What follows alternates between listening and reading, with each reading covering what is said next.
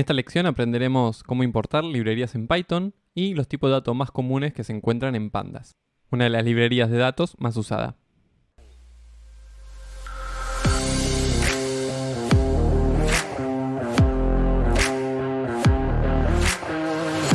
Bueno, en este segundo ejercicio, ¿sí?, vamos a continuar un poco viendo el ecosistema de Python, ¿sí? Entonces, vamos a explorar una tabla, ¿sí? Probablemente muchos de ustedes hayan trabajado con Excel, ¿sí? Justamente una de las enormes ventajas de estos lenguajes como Python o R, que son open source, es que tenemos librerías, ¿sí? Es decir, nosotros en ningún momento le explicamos a Python cómo hacer una suma, ¿sí? O cómo, por ejemplo, imprimir una cadena en la pantalla. Esas son cosas que ya vienen con Python, pero vamos a necesitar para trabajar con datos, por ejemplo, la librería de pandas. Entonces, ahora vamos a ver cómo cargar una librería. Antes de mostrarles cómo cargar una librería, les muestro cómo hacer un comentario. Por ejemplo, podemos poner hola, soy un comentario, ¿sí? Y lo ejecutamos y bueno, no emite nada. Justamente es como para dejar aclaraciones sobre el código. Entonces lo que voy a poner acá es cargar librería pandas, ¿sí? Entonces, la librería de pandas es una de las librerías más usadas de Python y es extremadamente usada en data science, ¿sí? Y en deep learning y en análisis de datos. Así que lo que nos va a proveer es de un set de instrucciones, de un set de funciones para poder manejar tablas. Si vienen del mundo de R, es parecido al tidyverse, ¿sí? Con sus limitaciones, pero es lo más parecido. Entonces, bueno, vamos a cargar una librería. Las librerías se cargan de esta manera. Vamos a poner import pandas. Y ahí ya tenemos en la memoria RAM todas las funciones de pandas, ¿sí? Entonces, nosotros generalmente no ejecutamos este import pandas, sino que le ponemos un alias, ¿sí? Entonces, para no tener que andar escribiendo cada vez que querramos una función de pandas, pandas punto, ¿sí? La función que queremos. Por ejemplo, que las que vamos a usar ahora es la de crear un data frame, ¿sí? Entonces, un data frame es la estructura de tablas de pandas. Es igual a la estructura de datos de R, ¿sí? Entonces, como les decía, siempre las librerías se suelen cargar con alias, justamente para poder escribir menos código. Import pandas as pd es como un estándar. Entonces, ahora nuestra librería pandas se va a llamar, en vez de pandas, un pd. Entonces, pd.dataframe, pd. Bueno, las distintas operaciones que iremos viendo. Ahora voy a crear un data frame, ¿sí? No voy a entrar en detalles de la sintaxis. Lo único que quiero mostrarles es que estoy creando un data frame que va a tener personajes de Star Wars. Entonces voy a correr esta línea, luego la vamos a explicar, y ahora voy a imprimir este data frame que hemos creado. Entonces vemos que tiene 2 columnas, ¿sí? Y 3 registros. Importante en Python aclarar, a diferencia de otros lenguajes, como por ejemplo R, que los vectores, las columnas arrancan en el índice 0, ¿sí? No arrancan en el 1.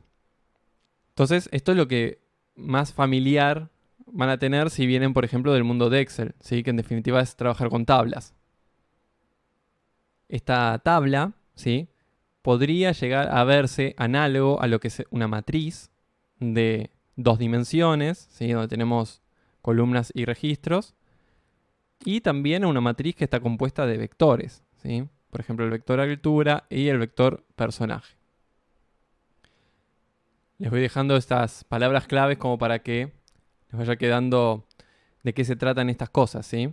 Entonces, una de las cuestiones, por ejemplo, que uno vería en un curso de introducción a Python son los tipos de datos.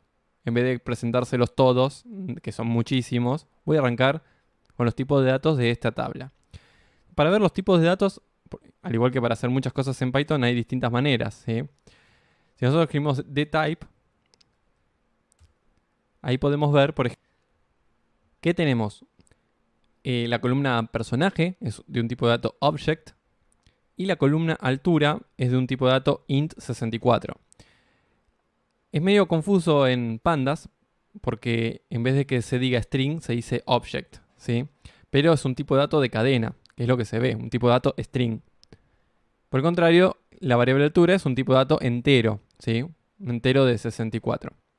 Podría haber sido, por ejemplo, si hubiera sido decimal, sería otro tipo de dato, como por ejemplo el float, ¿sí? Pero normalmente con lo que nos vamos a topar son con dos tipos de datos. O el tipo de dato string, ¿sí? O object, o el tipo de dato int, o lo que sería un decimal, un punto flotante.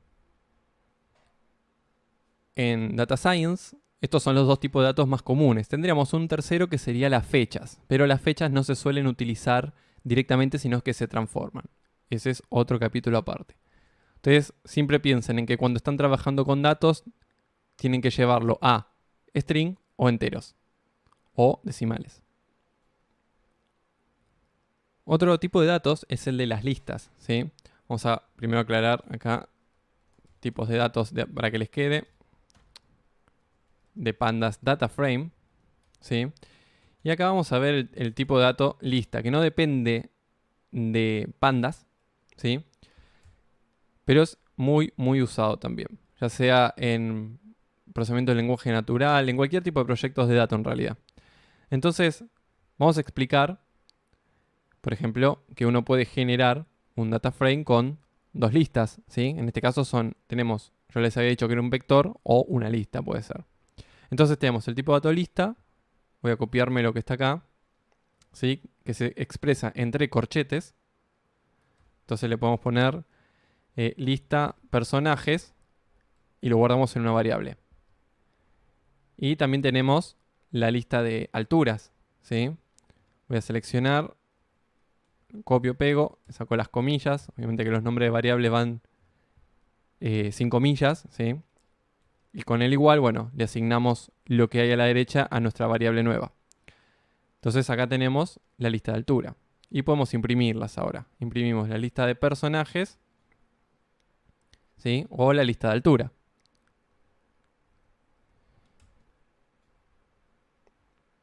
Y acá voy a hacer una pequeña pausa como para mostrarles cómo hemos generado el data frame anterior, ¿sí?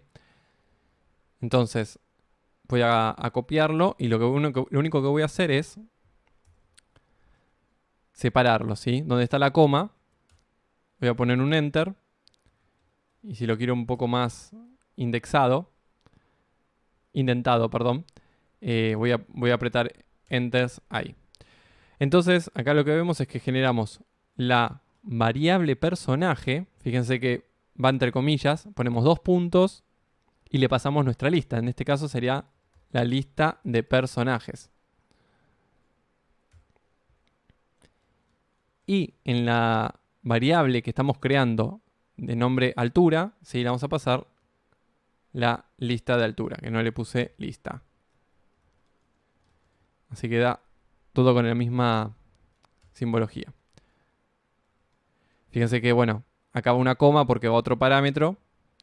Y acá, como es el último, no va a coma, ¿sí? Si yo quisiera agregar, por ejemplo, otra variable, pongo coma, sigo agregando, pongo coma y sigo agregando, ¿sí?